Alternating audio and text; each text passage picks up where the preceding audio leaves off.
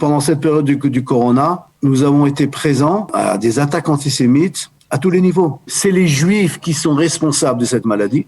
On a accusé les Juifs d'être, puisque c'est eux qui sont à la tête d'une entreprise comme Pfizer, c'est eux-mêmes qui ont créé cette maladie pour faire de l'argent, pour créer un pseudo-vaccin qui, soi-disant, pouvait donner une réponse à cette maladie.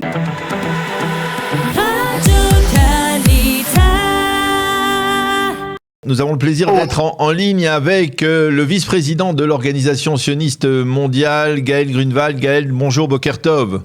Bonjour, Boker Tov, Shavua Tov. Merci, Shavua Tov, merci d'être avec nous ce matin. Nous vous avons sollicité parce que l'Organisation sioniste mondiale, dont vous êtes le vice-président, donc a publié un rapport, son rapport annuel sur la résurgence de l'antisémitisme à travers le monde, un rapport qui est présenté traditionnellement à l'approche de la Journée internationale de la Shoah, qui sera marquée le 27 janvier prochain. Et nous voulions essayer de discuter avec vous des principaux résultats de ce rapport qui prouve que l'antisémitisme reste extrêmement virulent, extrêmement présent à travers le monde, on va dire, et en particulier en Europe, mais aussi aux États-Unis. Alors, une donnée de Gaël qui est stupéfiante, il y aurait une moyenne de 10 actes antisémites par jour à travers le monde.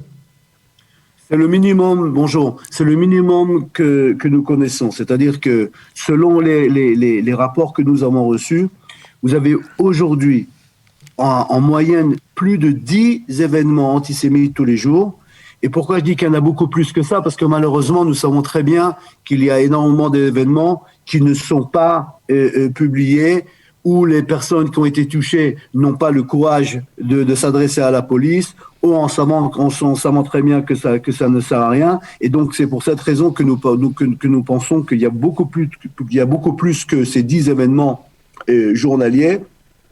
Et il faut bien remarquer que l'année 2021, c'est l'année où il y a eu le nombre le plus important d'événements antisémites à travers le monde. Et bien évidemment, c'est quelque chose qui est très grave, c'est quelque chose qui doit, les communautés juives à travers le monde doivent s'organiser en fonction. Nous sommes présents, nous avons été la semaine dernière, si vous vous rappelez, pendant la tfila de Shacharit dans une synagogue du Texas. Nous avons été également présents à un acte d'antisémite qui, grâce à Dieu, s'est bien terminé, mais de façon générale, l'ambiance est très mauvaise.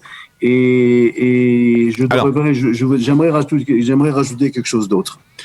Le corona, le Covid numéro 19. Malheureusement, pendant cette période du corona, nous avons été présents à des attaques antisémites à tous les niveaux. Au premier niveau, c'est-à-dire que c'est les Juifs qui sont responsables de cette maladie. Malheureusement, ça nous rappelle d'événements similaires pendant l'histoire. Il y a 200 ans, il y a 300 ans, il y a 400 ans.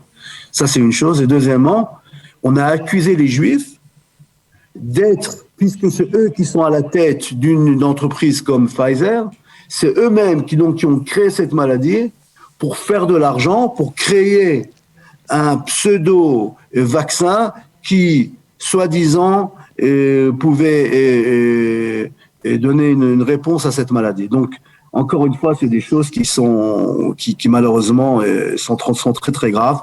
Et nous savons très bien qu'il y a malheureusement des Juifs qui habitent la France qui n'ont pas la possibilité de mettre la mezouza à l'entrée de leur maison, de leur appartement. Nous savons très bien que les Juifs en France ont beaucoup de difficultés à mettre la kippa lorsqu'ils sont dans la rue ou lorsqu'ils sont dans le métro. Mais je dois dire que malheureusement, c'est pas uniquement la France. C'est vrai que parmi le portage parle de 50% des événements touchent l'Europe. Vous avez également les États-Unis. 30% d'autres événements sont relatés aux États-Unis. Et vous avez pour la première fois dans ce reportage également un témoignage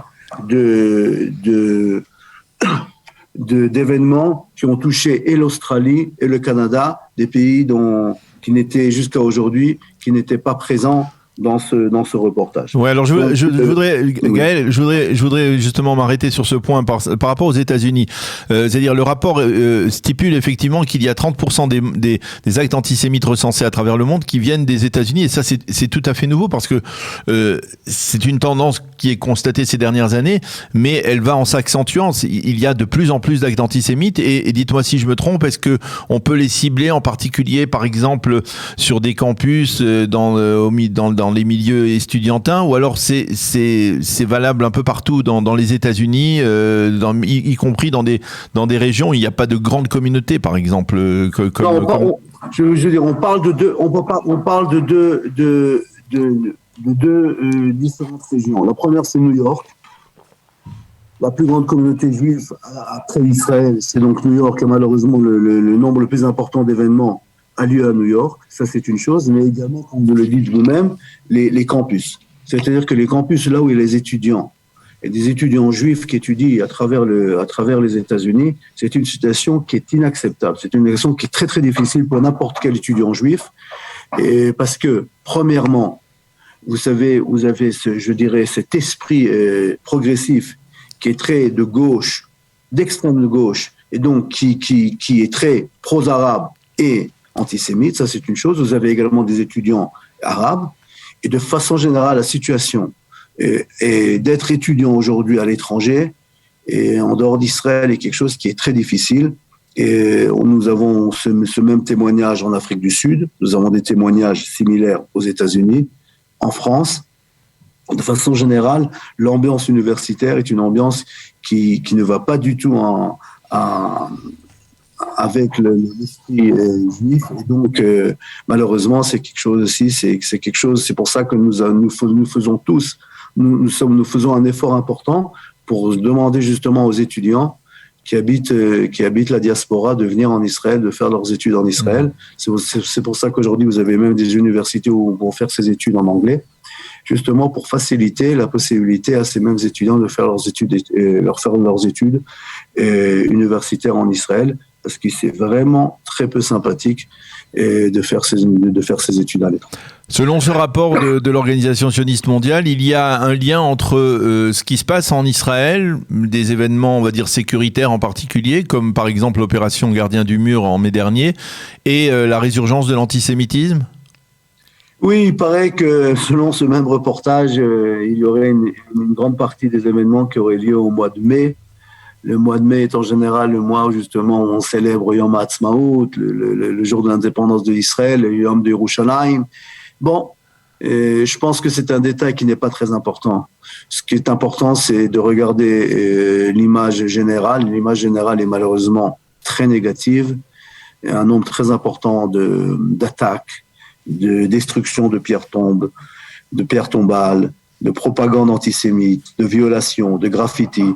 Donc, ces différents événements sont des événements qui sont inacceptables, comme je l'ai dit avant. Et donc, malheureusement, et j'aimerais dire la chose suivante, c'est-à-dire que ce qui est très triste, c'est que nous vivons avec cette ambiance d'antisémitisme depuis que le peuple juif existe. C'est-à-dire que ce soit avec Israël, avec l'État d'Israël ou sans l'État d'Israël, la situation c'est que de façon générale, malheureusement, on est très très mal reçu à travers le monde, et quelle que soit notre attitude, de façon générale, les gens se comportent de façon positive, et malheureusement, le peuple juif de façon générale est très très mal reçu.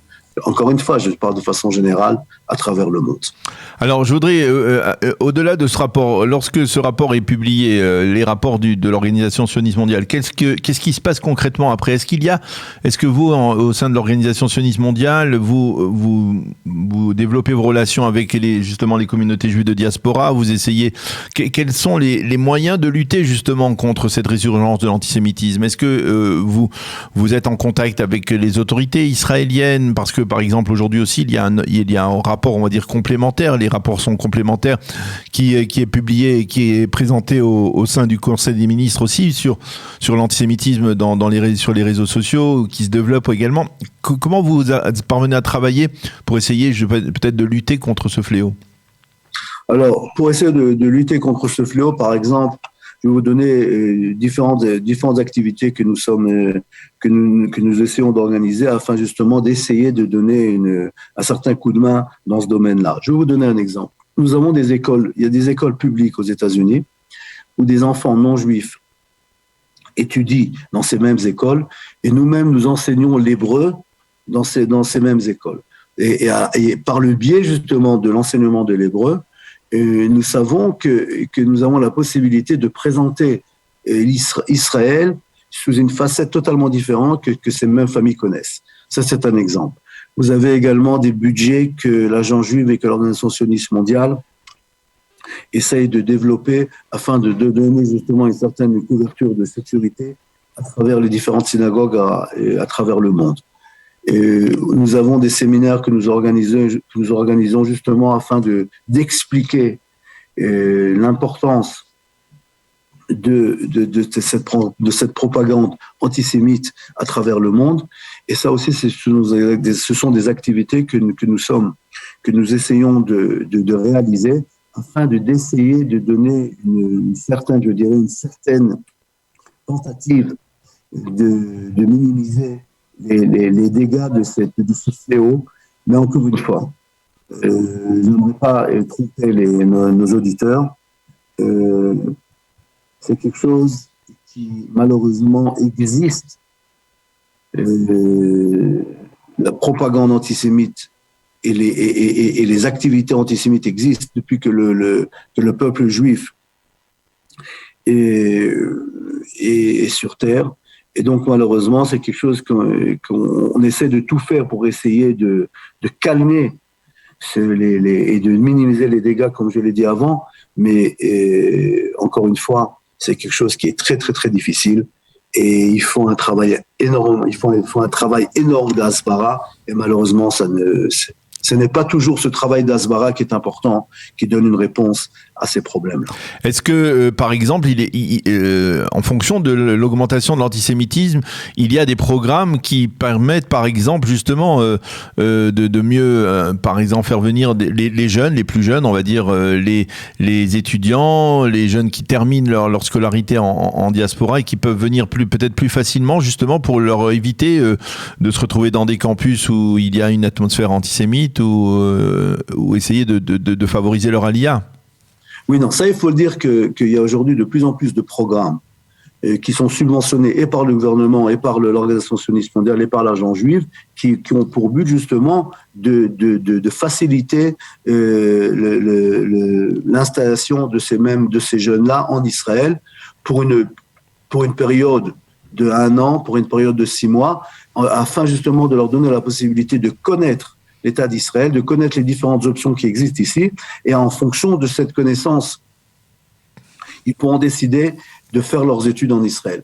J'ajouterai quelque chose de plus. Vous savez que les études en Israël sont gratuites pour les gens qui viennent de l'étranger, donc c'est également un moyen pour essayer d'encourager justement ces mêmes jeunes à venir faire leurs études en Israël. Et comme je l'ai dit avant, je pense que si je peux me permettre, je proposerai à chaque jeune à l'étranger de faire ses études en Israël. Premièrement, parce que les universités ont un très bon niveau, ça c'est une chose. Et deuxièmement, c'est vivre en Israël, c'est vivre dans une ambiance qui est beaucoup plus amicale, une ambiance qui permet justement à ces jeunes-là de se développer et de ne pas vivre sous cette crainte, sous cette peur, sous cette impossibilité d'exprimer leurs mêmes sentiments par rapport à Israël. Et on parle de jeunes qui essaient d'organiser des manifestations pour Israël à l'étranger. On ne leur donne pas la possibilité de faire ces mêmes activités. Et donc, encore une fois, je pense que la réelle solution, c'est pour ces jeunes-là de faire leurs études en Israël. Encore une fois, ils ont la possibilité de leur faire ces études en anglais. Il y a des ulpanim qui sont là pour essayer pour apprendre ces jeunes-là la langue de l'hébreu. Et donc, je dirais de façon générale, ce système-là est là pour donner un certain accueil qui faciliterait l'ALIA et donc, de ces jeunes-là, même qui ne sont pas obligés de faire leur ALIA d'ailleurs. Ils peuvent venir 2 ans, 3 ans, 4 ans faire leur premier degré et après de décider là où ils veulent vivre. On vous remercie beaucoup Gaël Grunewald pour avoir été avec nous, nous avoir donné des éléments donc sur le rapport publié par l'Organisation sioniste mondiale sur la résurgence de l'antisémitisme pendant l'année 2021 et ce en perspective de la journée internationale de la Shoah. Merci encore Gaël Grunewald d'avoir été avec nous et bonne journée, Shavuot Tov.